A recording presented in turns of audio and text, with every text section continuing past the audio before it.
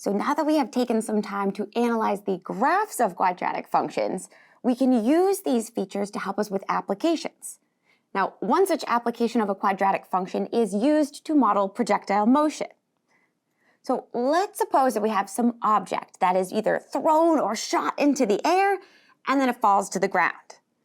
Now, if we ignore air resistance, then the height of the object in feet after t seconds can be modeled using the following quadratic equation. So the height of this object in feet after t seconds can be modeled with the quadratic function -16t squared plus v naught t plus h naught. And keep in mind, s of t represents the height in feet, and t is our variable time. Now, what do these coefficients represent? So -16 feet per second squared represents the acceleration due to gravity. And notice this is the leading coefficient of our quadratic function.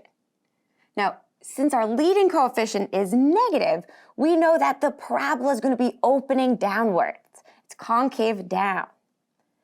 And be careful here. -16 feet per second squared is acceleration due to gravity specific to measuring the height in feet.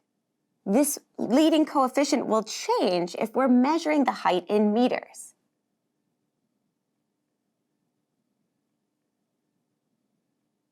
Our next coefficient, v naught, represents the initial velocity. So if it's the initial velocity, that very first moment, or at t is equal to 0. And last but certainly not least, h naught is measured in feet and represents the initial height at t equals 0. Now, looking up at our quadratic function, we can observe that h naught is the constant of the quadratic. So another way to think about our initial height is as the y-intercept.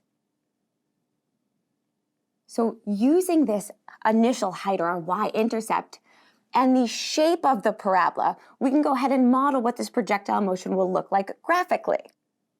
Now, as we get started here, let's keep in mind that our variable is t instead of the traditional x. So our traditional x-axis in this case is going to represent our t-axis.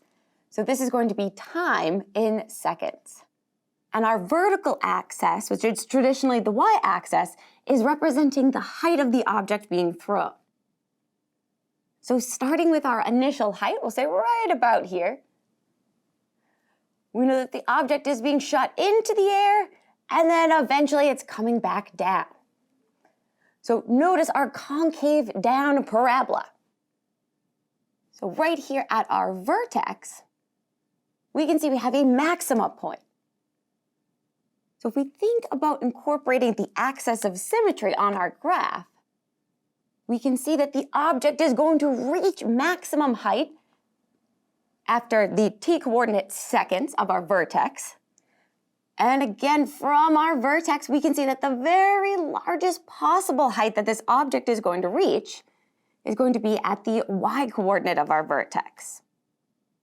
Now, one final feature here that I want to point out is notice that after the object reaches its maximum height, it falls back down to the ground where it's crossing our t-axis. So we can think about this x-intercept as the moment the object reaches the ground, or where the height of the object is 0 feet.